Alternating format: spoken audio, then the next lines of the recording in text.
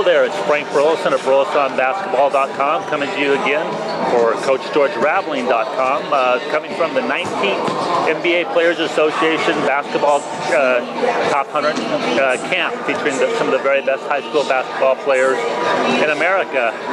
We're wrapping up this session. It's been a very good week. A lot of outstanding players, which we talked about earlier, and I thought I'd give you a rundown on the players that I thought, at least from my perspective, were the 10 best players and perhaps the 10 best prospects in the camp. A lot of good ones. This was a tough call. I probably had 20 to 25 names that comfortably could have fit on this list, but we decided to narrow it to 10, and here they are. We'll start with the post position, and I thought he's just going to be a junior next season at Chicago Curry's High, but I thought Cliff Alexander was dominant. 6'9", powerful player, great runner, really fits the definition of a power forward, which he'll certainly be at the highest level of college basketball in a couple of years, and eventually I think in the NBA. He has all the attributes you would want from a power forward. But for now, we're going to call him our center because I thought he was clearly the best true post player in the camp.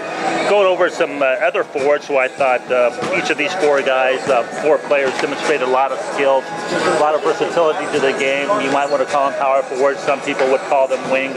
Other people would call them freemen, but I just call them forwards. Very skilled players. A couple of them, let's start off, a couple of them are actually from the Pacific, the northeast portion of the United States, and one of them is a player who's just going to be a junior, originally from the Boston area, attends prep school, New Hampton Prep in New Hampshire, and that's Noah Vonleh. Very skilled player, 6'8", equally comfortable inside or facing as a wing type player.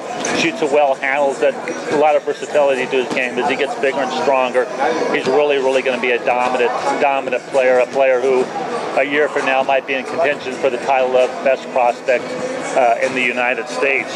The other player from the northwest portion of the United States, who I thought was just terrific the final 2 days of the camp, his name's Kuran Iverson. He goes to Hartford Northwest Catholic High, and let me tell you, didn't know a lot about him going into the camp. I knew he had a pretty big reputation, but last couple of days he's just been a dominant player, just a terrific athlete, what people in the scouting trade refer to as an NBA caliber athlete, which I believe ultimately he'll prove to be, and a lot of skills to play out on the floor as a three-man.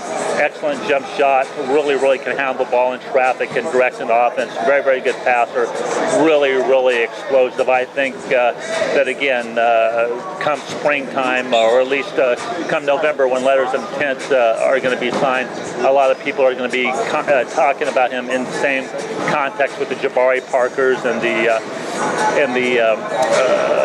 Andrew Harrison of Houston as a point guard, who we'll get to in a bit, and certainly Julius Randle of Dallas, the Dallas area of Plano, Texas, as potentially the best prospect in the class. After Iverson, another very good junior to be is a guy named Kevin Looney. He's from Hamilton High and Milwaukee. He's had a great May and June on the camp circuit and played very well in Pangos, an All-American camp in Long Beach a couple weeks ago, and just been terrific here. Does a lot of things. Reminds me a little bit of Luol Deng in terms of doesn't have the traditional power forward body or small forward skills, but equally comfortable at both positions. In the fourth forward, I'm going to go with another guy that I saw at the Pangos All-American camp, as well as in an Adidas event in April, and that's Gerald Martin from Baton Rouge's Master Prep High School. Big power forward, certainly a power forward, but with a lot of skills. Really, as it plays with a nice pace, and again, very comfortable facing the basket, but a true power forward. Let's go over to the backcourt, and a guy who actually plays in high school not too far up here from Hampton, Virginia, and that's Anthony Barber. Tremendous point guard, plays for Boo Williams' Nike program. Outstanding player who I thought was really tremendous in the last weekend of the Nike EYBL competition in Hayward, California, leading his team to a 5-0 record that weekend. Very good player, true point guard, but also a player who can score pretty much any time he wants. He'll be in contention for the top 2 or 3, the niche of being one of the 2 or 3 best point guards in the class of 2013. Outstanding week.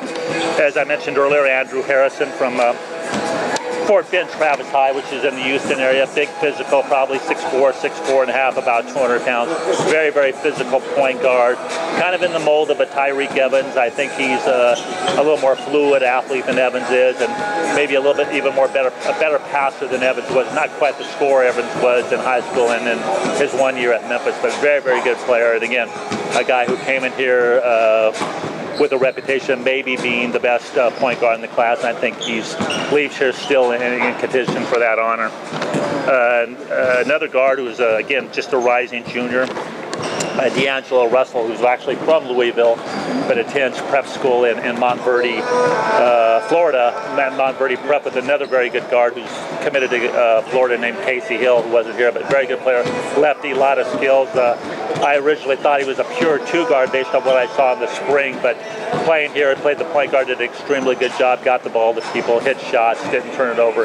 Very, very good player who's going to be, again, potential top 5 in the class a year from now, is part of the class of 2014. Another player whose academic status is still up in the air.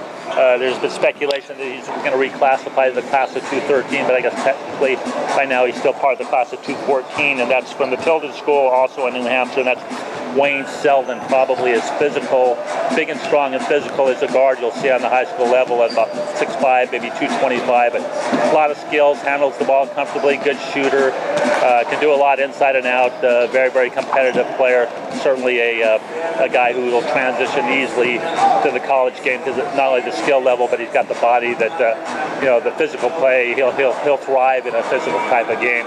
And the last player in our top 10, I'm going to go with the one West Coast player who I thought merited an inclusion on this list, and that's Parker Cartwright. Probably one of the 2 smallest players in here with at about 5'7", maybe 140, but very, very good player. Probably the best vision, the best passer of anyone here.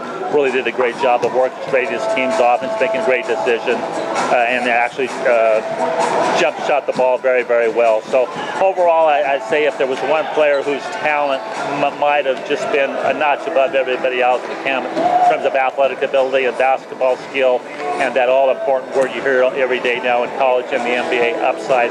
And I thought that was, I'd have to say, the guy who impressed me the most in that regard was probably Kuran Iverson. So again, from the University of Virginia's John Paul Arena, Frank Burlison for CoachGeorgeRaveling.com. Thanks for visiting with us, and I hope you enjoyed the reports.